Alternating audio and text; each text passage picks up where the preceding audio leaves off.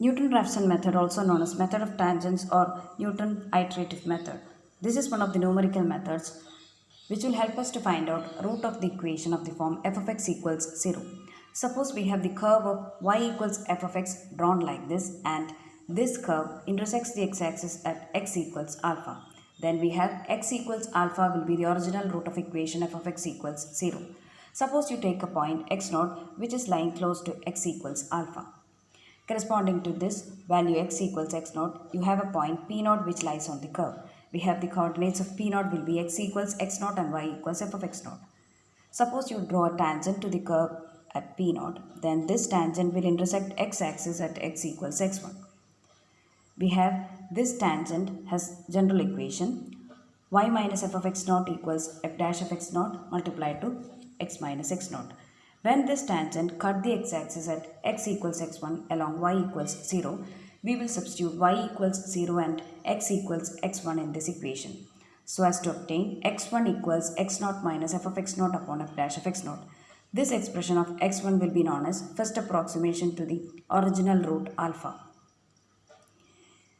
Corresponding to x1, we will obtain p1 which lies on the curve.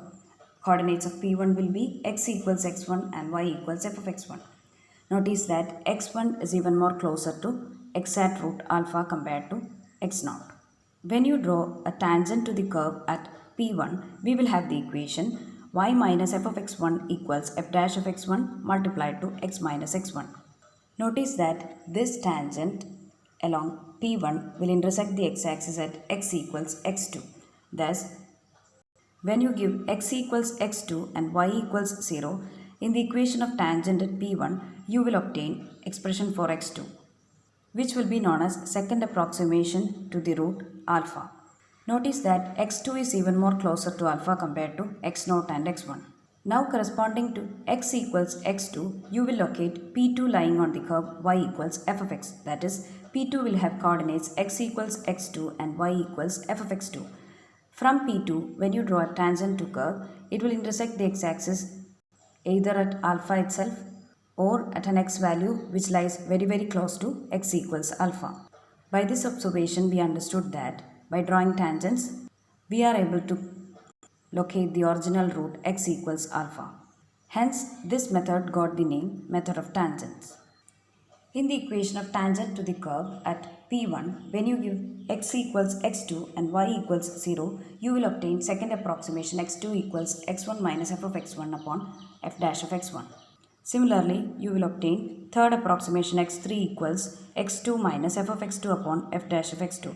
Proceeding like this, you will obtain xn plus 1 equals xn minus f of xn upon f dash of xn, and this formula is known as Newton-Raphson formula or Newton's formula.